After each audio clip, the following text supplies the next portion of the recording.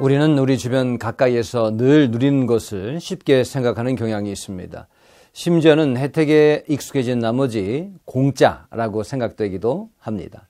하지만 우리가 누리는 모든 것은 아무리 작은 것일지라도 반드시 누군가 그 혜택에 대한 원인 공급자가 있기 마련입니다. 가정에서 자녀들이 누리는 당연한 혜택들, 또한 공공지역에서 우리가 누리는 모든 공짜 같은 것들, 심지어는 사회복지 차원에서 누리는 것들도 모두 누군가의 공급으로 이루어진 것들입니다.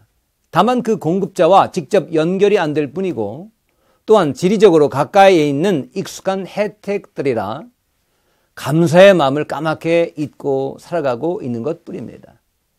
그래서 받고만 산다는 것, 누리고만 산다는 것이 사실 따지고 보면 얼마나 위험한 행위인지 우리는 쉽게 알 수 있습니다.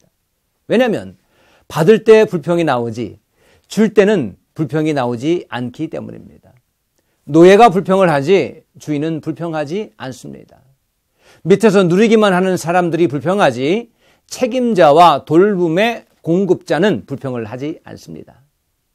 예를 들어보면 지난번에 저희 지방회에서 수련회를 다녀온 적이 있었습니다. 저는 임원의 한 사람으로 그 모든 일정을 준비한 사람들의 노고가 얼마나 큰지 가까이에서 볼 수 있었습니다. 62명 이상의 대인원이 움직이다 보니 교통편에서부터 식사, 숙소에까지 신경 쓰고 준비해야 하는 일들이 한두 가지가 아니었습니다. 누구나 만족하며 먹을 수 있는 식사의 메뉴를 선정하는 문제, 숙소가 깨끗하고 넓은지 하는 문제들, 행선 코스의 이동 동선이 효과적으로 짜여 있는가 하는 문제 등등 미리 시간을 내어서 하루 종일 답사를 하지 않고는 결코 준비될 수 없는 것들이었습니다. 준비하고 책임을 맡은 이들의 관심은 오로지 많은 사람들이 만족해할까? 많은 사람들이 좋아할까? 행복해할까? 여기에만 있었던 것이죠. 만약 누구라도 정말 준비 잘 되어서 모든 게 너무 좋았습니다라는 말 한마디만 해준다면 그들은 무척 행복해 합니다. 그런데 그 중에서도 불평하는 사람들이 나오죠. 어디에서 나오는지 아십니까? 바로 알량한 회비 내고 따라만 다니면서 다 받고 누리는 사람들입니다.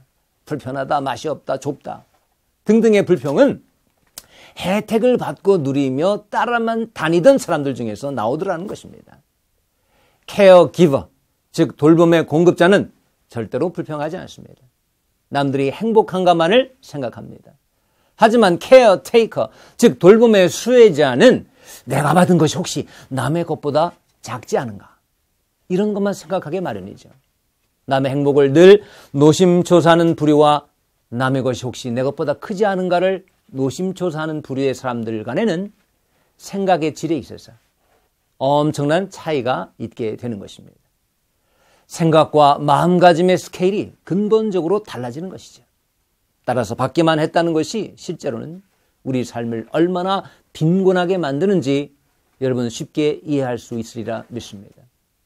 여러분, 우리의 자녀들은 무슨 일이 있어도 케어기버, 제공자가 되어야지 항상 케어테이커로 남아 있어서는 안 될 것입니다.